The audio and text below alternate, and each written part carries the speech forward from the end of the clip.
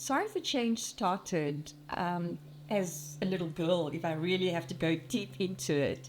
I've always played with saris, it's part of my heritage.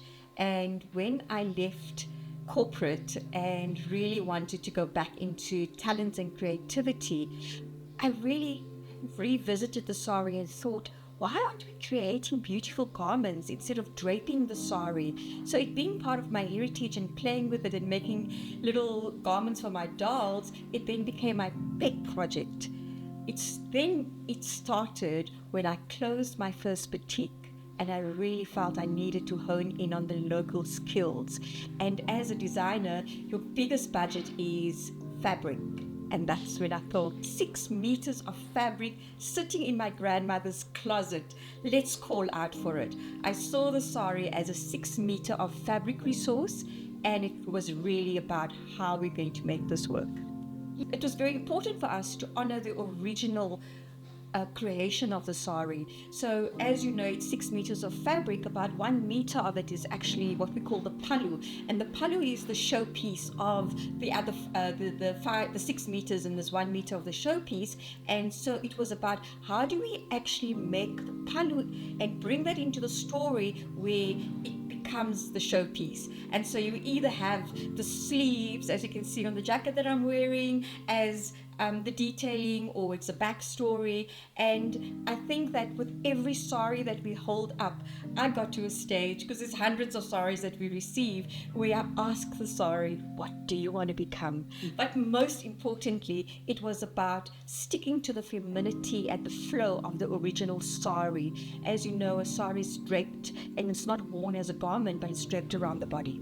I think being in the business with my mom, it's been an incredible journey, because she's both my business partner but my mentor as well. And because she's been in the industry for 35 years, more than 35 years, it's just really learning the business etiquette, how to build relationships with clients, and then obviously how she approaches her design and the design process. And so there's so much to learn from, what is the best approach when we are training the woman? How do we speak to women that come from impoverished backgrounds? What is the level of empathy that she need? And then also just how you connect with people from various walks of life. I think for me, it's really seeing Iman grow through the process. And she started off saying, Mom, this is a project, but your pictures are showing that it's in a township. Like, can we please bring life to it? And when Iman started the business with me 4 years ago, she stepped in. Suddenly, everything seemed elevated. And I look at her work ethic, and she works behind the scenes and through the night. I'm sleeping. I'm like, there's no ways that I'm doing this. But I really admire her work ethic, and the fact that at her stage, she's wanting to lap up as much as she can. And she really goes into podcasts, and she'll alert me, Mom, you must listen to this podcast. And so I'm learning all the time as well.